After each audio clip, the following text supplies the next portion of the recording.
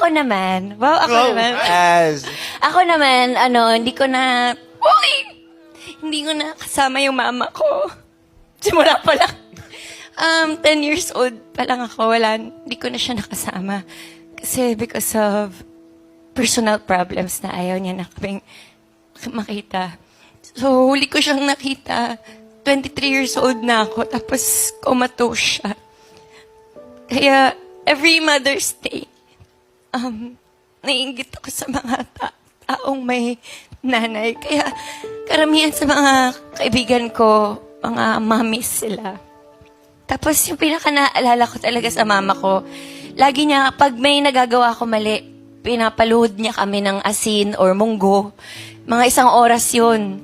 Pero, nagugulat kami ng mga kapatid ko, bakit naka-aircon? Pero naka-load kami ng munggo. Tapos after nun, after namin lumuhod sa dining table, nandun nakahain na yung paborito namin pagkain. Munggo din? Hindi.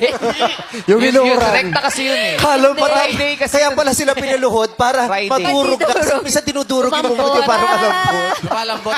Okay na Kaya pala, nakaluhod lang. Tapos nagpapainit na pala yung nanay niya. Nagsisigang na. Tapos kaya nakabukas si aircon, yung katas ng aircon, yung tubig. Sabi sa'yo may purpose Hindi yung pala. Hindi talaga. Yung disiplina, hindi kasi showy yung mama ko. Hindi siya makiss, mahug, ma-I love you. Pero marigalo siya sa amin. Tsaka, Pero ano nga muna yung ulam no? yung lechon manok. May Parang pag kayo pinaparusahan, bigla papakainin kayo ng masarap. Na masarap, yung paborito May bawi. Yes, may bawi. Yung pagbabayaran muna namin yung kasalanan namin. Pero, Dinidisiplina kasi kayo. yes, sa dulo nun, may reward naman. Yes. Ganon yung mama ko. Kaya, never na ako nakabawi sa kanya ng mga panahong kaya ko nang magbigay ng mga gusto niya.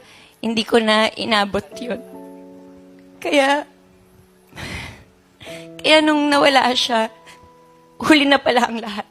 So, sa lahat ng mga buhay pa yung mga nanay nila, huwag niyong sasayangin yung pagkakataon na hindi na kayo makabawi sa mga magulang ninyo. Kasi hindi natin alam kung kailan yung huling beses tayo makakapagpasalamat sa kanila ng personal. True, di ba?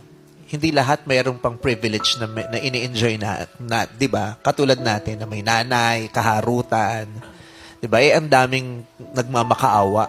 Sa oras na to, maraming anak na nagmamakaawa ngayon sa Diyos na, Lord, pa-extend naman. Yes. Di ba? Sa oras na to, maraming anak na umiiyak kasi wala.